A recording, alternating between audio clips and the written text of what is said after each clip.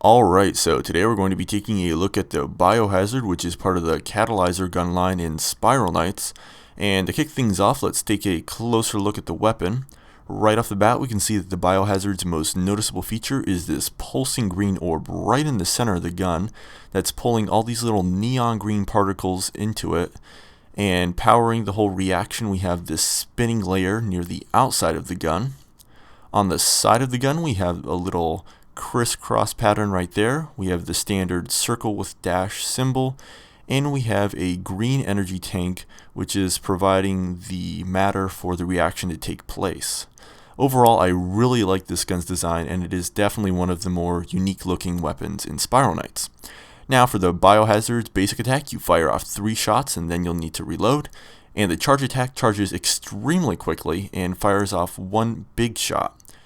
Now, there's definitely more to those attacks than meets the eye, but we'll go over that in more detail after we cover some of the basics. First off, the Biohazard is dealing pure shadow damage. The gun has a good chance of inflicting the moderate poison status on your enemies, and as stated before, it has a very unique attack structure. So, as you can see in this field test, the basic attacks from the Biohazard will stick to enemies and kind of circle around them if they make contact, and then you can detonate those basic attacks with 1 charge attack from the gun. Now if the charge attack makes contact with the enemy who has the orb circling them, a huge explosion takes place where all the orbs detonate and it creates a bomb-like effect. Now let's take a closer look at that with round 2. I'll speed things up so we can get to the interesting part here. As you can see, we got the charge orb, it makes contact with the enemy, and we get a huge explosion. So in my opinion, this is definitely one of the more interesting guns in Spiral Knights. Now there is a short side note that should be addressed with this gun, and that's that the basic attacks do have a shelf life and will begin to disappear if they are not detonated within their allotted amount of time, as you can see here.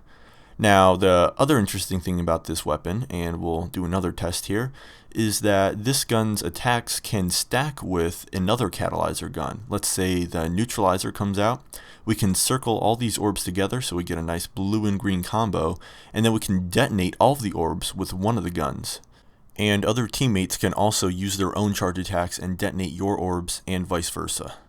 Now if you are interested in getting the Biohazard, you'll first need to pick up the 2-star variant of the gun, which is the Catalyzer, and you can get the Catalyzer by purchasing it from Brinks, the token trader, for 15 bark modules, and Brinks is located in the bazaar. Now you can collect those 15 bark modules by completing the 6-2 mission Built to Destroy, and after you finish that a few times you should have enough to buy the Catalyzer. Then you can go ahead and craft that up to the Toxic Catalyzer, which is the 3-star variant, and then you can take it to the 4-star variant, which is the Virulent Catalyzer, and finally you can craft the Biohazard. Thanks so much for watching this video, and if you'd like to see other gaming content, you may like my Pressing X channel and website.